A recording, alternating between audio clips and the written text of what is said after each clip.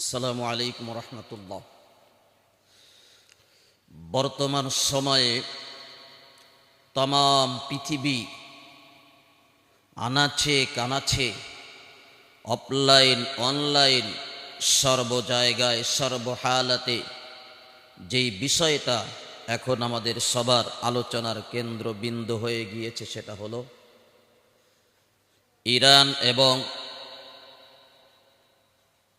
Israel, America, Europe কান্ট্রিগুলো সম্মিলিতভাবে এক ইরানের বিরুদ্ধে যে যুদ্ধ পরিচালনা করতেছেন সেটা বর্তমান তাম পৃথিবীর জমিনের মধ্যে তার একটি প্রভাব বিস্তার লাভ করেছেন ব্যাপক আকারে।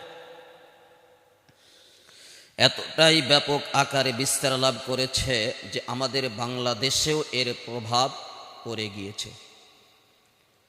তো আসলে ইরান এটা তো সেই দেশ যেই দেশ সম্পর্কে স্বয়ং আমার আল্লাহ কোরআনের মধ্যে আলোচনা করেছেন। রোম সেই আইয়ামে জাহিলিয়াতের যুগে, সেই নবীর যুগের ইতিহাস আপনাদের সামনে আমার সামনে। রোম পারস্য, সেই রোম হলো বর্তমান সেই ইরান। যেই ইরানের সভ্যতা আজ থেকে প্রায় 5 থেকে 6 হাজার বছর পূর্বের সেই সভ্যতা ইতিহাস, যেই রোম সম্পর্কে স্বয়ং আমার আল্লাহ কোরআনের মধ্যে আলোচনা করেছেন। এবং ইরান সম্পর্কে আমার আপনার নবী হাদিসের মধ্যেও ভবিষ্যৎবাণী দিয়েছেন ইরান সম্পর্কে, যে ইমাম মাহদি আলাইহিস সালাতু ওয়াস সালামের সাথে একটি আহলে হক দল এর সাথে মিলে যুদ্ধে অংশগ্রহণ করবে, যুদ্ধ করবে।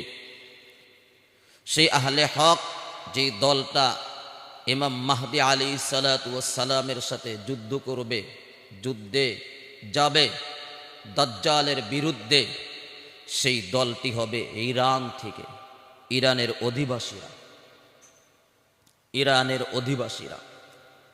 তো সেই জন্য ইরান এটা সাধারণ কোনো দেশ নয়, যাদের সভ্যতা আমেরিকা, কেন আমেরিকার সৃষ্টি হওয়ারও হাজার হাজার বছর পূর্বের সভ্যতা হলো ইরানের সভ্যতা।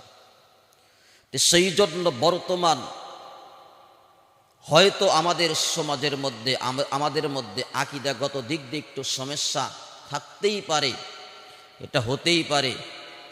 যেমন আমাদের দেশে